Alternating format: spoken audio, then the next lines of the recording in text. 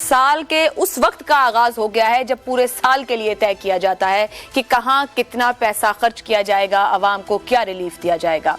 आज economic survey सामने रख दिया गया है, कल बजट दिया जाएगा। आवाम की नजरें इस बजट पर हैं, हुकूमत की तरफ हैं। गुज़िश्ता साल बहुत तकलीफ दे गुजरा है। आइंदा माली साल के लिए 6,500 अरब रुपए से जायद मालियाती खसारे का बजट कल पेश किया जा रहा है। बजट का कुल हजम 14,500 अरब रुपए होने का इम्कान है। इस बजट में सरकारी मुलाजमीन की तनख्वाहों में 20 और पेंशन्स में 15% इजाफे का इम्कान है।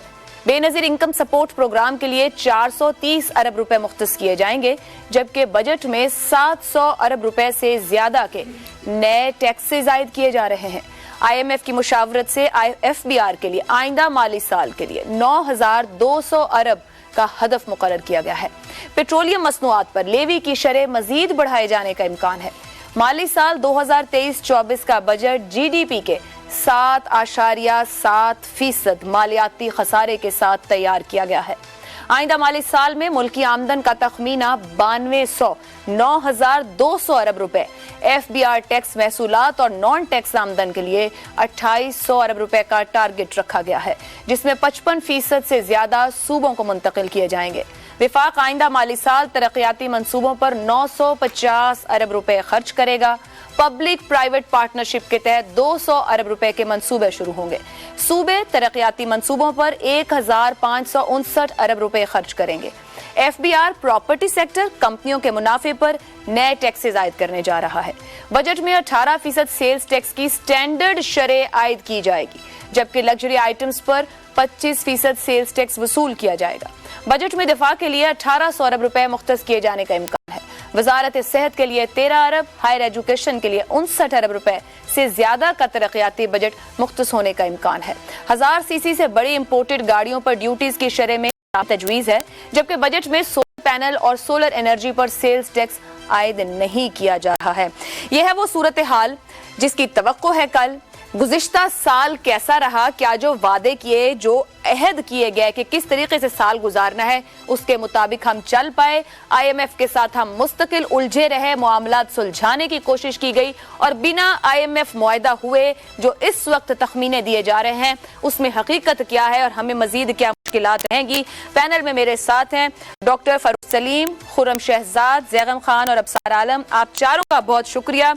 नंबर्स का गोरख धंधा क्या है समझने की कोशिश करेंगे। अवाम के लिए आया रिलीफ है या मजीद मुश्किल वक्त, मगर अवाम भी कुछ तवक्को रख रहे हैं। हमने कोशिश की आज अवाम से बात करें, जान सकें कि वो इस बजट के लिए क्या चाह रहे हैं, क्या ख्वाहिश कर रहे हैं या उन्हें कोई उम्मीद है या नहीं। आइए पहले ये सुन लेते हैं।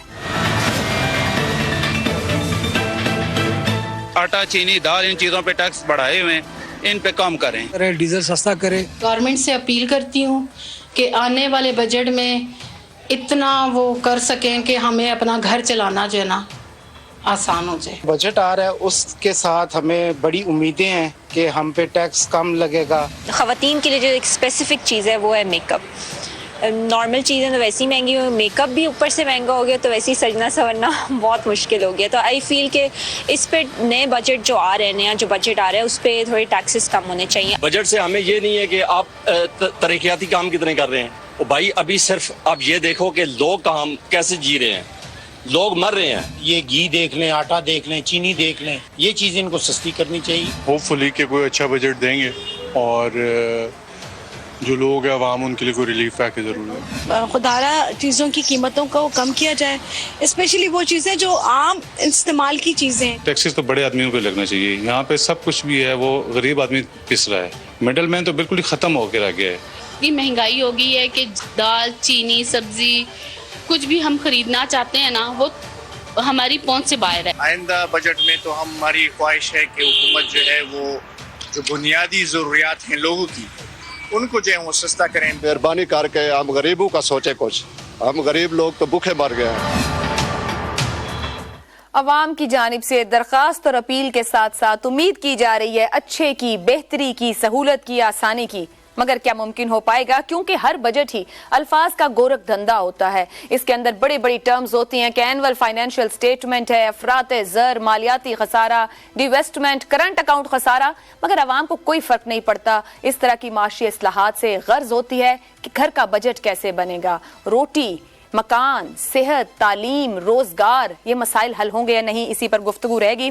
फारूक सलीम साहब, बहुत शुक्रिया ज्वाइन करने के लिए। आपसे आगाज करते हैं। अवाम दोस्त बजट हर हुकूमत दावा करती है और ये दावा इसहाक डार साहब ने भी कर दिया है, बार बार वो करते हैं। महंगाई की शरह 38% पर है। अवाम के लिए रिलीफ है या अवाम अपनी बेल्टें बांध ले, कोई आसानी नहीं रहेगी? ऐसे ही आप रिलीफ का लफ्ज इस्तेमाल करती हैं तो मेरे ज़हन में आता है कि आटे की कीमत कम, बिजली की कीमत कम हो जाए, गैस की कीमत कम हो जाए, तो ये रिलीफ कहलाए। एक ऐसी हुकूमत जिसका आपने भी खुद से जिक्र किया कि वो कह रहे हैं कि उनकी जो आमदन है वो कोई 9,000 या 10,000 अरब के करीब होगी और जो अखराजात हैं वो 14,000 अरब पे चली गई, तो ऐसी हुकूमत जो 5-6 हज़ार अरब का खुद से आपको बता रही है कि वो खसारा करेगी, तो वो आटे की कीमत कम कैसे कर सकती है, बिजली की कीमत कम कैसे कर सकती है, गैस की कीमत कम कैसे कर सकती है? तो रिलीफ इस वक्त मेरा ख्याल है कि तवक्को रखना रिलीफ की, वो तवक्को रखने वालों की गलती है। देखिए, सबसे बड़ी बीमारी जो है जो फिर आगे कोई 100 से ज़ायद माशी बीमारियों को जन्म देती है, वो बजट का खसारा होती है। अगर हुकूमत हमें खुद से बता रही है, अगर वजीर खजाना खुद से नेशनल असेंबली की फ्लोर पे खड़े होंगे और हमें बताएंगे कि इस साल का जो बजट का खसारा है वो 6,000 अरब होगा या 7,000 अरब का होगा, तो फिर उसका मतलब ये है कि बजट के ऐलान के बाद जब माली साल शुरू होगा तो फिर हुकूमत जाएगी कर्जा लेने के लिए कि उसने अपने बजट का खसारा पूरा करना है। जब कर्जा लेने के लिए जाएगी तो फिर सूद के रेट जो हैं, इंटरेस्ट रेट जो हैं, आसमान से बातें करने लगेंगे। जब इंटरेस्ट रेट आसमान से बातें करने लगेंगे तो फिर जो प्राइवेट बिजनेसेस हैं वो मुनाफा बख्श नहीं रह सकते। जब वो मुनाफा बख्श नहीं रहते तो फिर नौकरियां गायब होना शुरू हो जाएं। जब हुकूमत का बजट का खसारा होगा तो फिर हुकूमत जाएगी और नोट छापेगी। जब नोट छपना शुरू होंगे तो फिर आप सोचिए महंगाई होगी। जब महंगाई होगी, जब माल नहीं बचेगा तो फिर गुर्बत की शरह बढ़ जाए। तो असल प्रॉब्लम जो है वो बजट का खसारा है, और जब तक हुकूमत बजट के खसारे को दूर नहीं करती तो आप बाकी को तो भूल जाएंगे। ठीक। खुर्रम शहजाद साहब, डॉक्टर फारूक सलीम ने कहा एक तो रिलीफ की तवक्को तो रखे ही ना, फिर उसके बाद एक सर्कल पूरा गिनवाया जहां हम खड़े हैं नहीं हैं, और अगर नहीं है तो हमारा खसारे का बजट है, और फिर तमाम वो मामलात। बिना IMF के बजट क्या हकीकत के कितना करीब है, और साथ ही साथ ये कर्जों का बढ़ता बोझ, जैसे उन्होंने कहा कि हमें मैनेज करना है अपने खसारों को, कैसे? हम अहलियत नहीं रखते अपना खसारा मैनेज करने की, या हम गैर संजीदा हैं इन कर्जों को मैनेज करने में?